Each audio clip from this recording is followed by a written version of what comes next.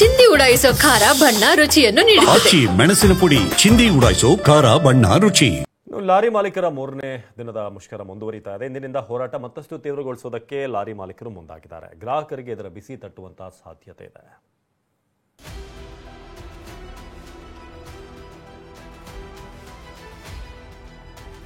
ಮೂರನೇ ದಿನಕ್ಕೆ ಕಾಲಿಟ್ಟ ಲಾರಿ ಮುಷ್ಕರ.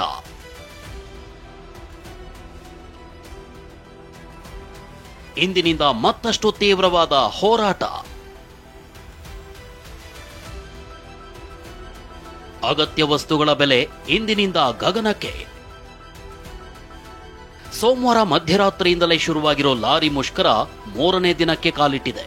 ಸಿಎಂ ನೇತೃತ್ವದ ಸಂಧಾನ ವಿಫಲವಾಗಿದ್ದು ಹೋರಾಟ ತೀವ್ರಗೊಳಿಸಲು ಲಾರಿ ಮಾಲೀಕರು ಮುಂದಾಗಿದ್ದಾರೆ. ಲಾರಿಗಳು ನಿಂತಲ್ಲೇ ನಿಂತಿರೋದ್ರಿಂದ ಅಗತ್ಯ ವಸ್ತುಗಳ ಪೂರೈಕೆಯಲ್ಲಿ ಭಾರೀ ವ್ಯತ್ಯಯವಾಗ್ತಿದೆ. ಹೀಗಾಗಿ ಜನಸಾಮಾನ್ಯರಿಗೆ ಅಗತ್ಯ ವಸ್ತುಗಳ ಅಭಾವದ ಬಿಸಿ ತಟ್ಟೋ ಕೆಲಸ ಶುರುವಾಗಿದೆ. ಮಾರ್ಕೆಟ್ಗಳಲ್ಲಿ ಅಕ್ಕಿ, ಬೇಳೆ, ಎಣ್ಣೆ ಸೇರಿದಂತೆ ಅರ್ಧದಷ್ಟು ಐಟಂಗಳು ಖಾಲಿಯಾಗಿವೆ. ಲೋಡ್ ಮಾಡ್ಕೊಂಡು ಆಗಾಗ್ಗೆ ನಿಂತಿದೆ. ಹಾಗೆ ಈಗ ಅಲ್ಲಿ ತರಕಪೇಟೆಗೆ ಅಕ್ಕಿ, ಬೇಳೆ ಎಲ್ಲ ಬರಬೇಕಾದದ್ದೆಲ್ಲ ಎಲ್ಲ ಸುಮಾರು 125 ಗಾಡಿ 200 ಗಾಡಿ ಬರುವಂಥ ಗಾಡಿಗೆ ಇವತ್ತು ಬರೀ 25 ಗಾಡಿ ಬಂದು ಇನ್ನು ಮಿಕ್ಕಿದ ಗಾಡಿ ಯಾವುದೂ ಬಂದಿಲ್ಲ. ಲಾರಿ ಬಂದಾಗಿದ್ರೂ ಕಾಳಸಂತೆ ದಂಧೆಕೋರರು ಇವತ್ತಿನಿಂದ ಆಟ ಶುರು ಮಾಡಲು ಅಣಿಯಾಗಿದ್ದಾರೆ. ಕೃತಕ ಅಭಾವ ಸೃಷ್ಟಿಸುವ ಸಾಧ್ಯತೆಯೂ ಇದೆ. ಹೀಗಾಗಿ ಅಗತ್ಯ ವಸ್ತುಗಳ ಬೆಲೆ ಹೆಚ್ಚಳದ ಭೀತಿ ಕಾಡ್ತಿದೆ. ಎಕ್ಸ್ಟ್ರಾ ರೇಟು ಅದು ಹೊರೆ ಯಾರ ಮೇಲೆ, ಪಾಪ ಸಾಮಾನ್ಯ ಜನದ ಮೇಲೆ. ಮತ್ತೊಂದು ಏನಾಗುತ್ತೆ, ಈ ಥರ ಸಮಯಗಳಲ್ಲಿ ಈ ಕಾಳದಂಧೆ ಚೋರರು ಅತಿ ಹೆಚ್ಚು ಸ್ಟಾಕ್ ಇಟ್ಕೊಂಡಿರೋರು ನಮ್ಮ ಮೇಲೆ ಸಿಗತ್ತೆ. ಮಾಲ್ ಸಿಗಲ್ಲ ಸರ್, ಇನ್ನೂ ಒಂದು ತಿಂಗಳು ಸಿಗತ್ತೆ ಬೆಂಗಳೂರಲ್ಲಿ. ಆದರೆ ಏನು ಸಿಗತ್ತೆ ಎಲ್ಲ ಪ್ಲಸ್ ಆಗಿ ಸಿಗತ್ತೆ. ಯಾವುದು ನಮ್ಮ ಈ ರೆಗ್ಯುಲರ್ ರೇಟಿಗೆ ಸಿಗಲ್ಲ ನೋಡಿ. ಆ್ಯಕ್ಚುಲಿ ಈಗ ಪಾಮು ಇದೆಲ್ಲ ಸ್ವಲ್ಪ ಡೌನ್ ಇತ್ತು, ರೇಟು ಕಮ್ಮಿ ಆಗ್ತಾ ಇತ್ತು. ಈ ಒಂದು ಬಿಸಿ ಮತ್ತೆ ಪ್ಲಸ್ ಆಗತ್ತೆ.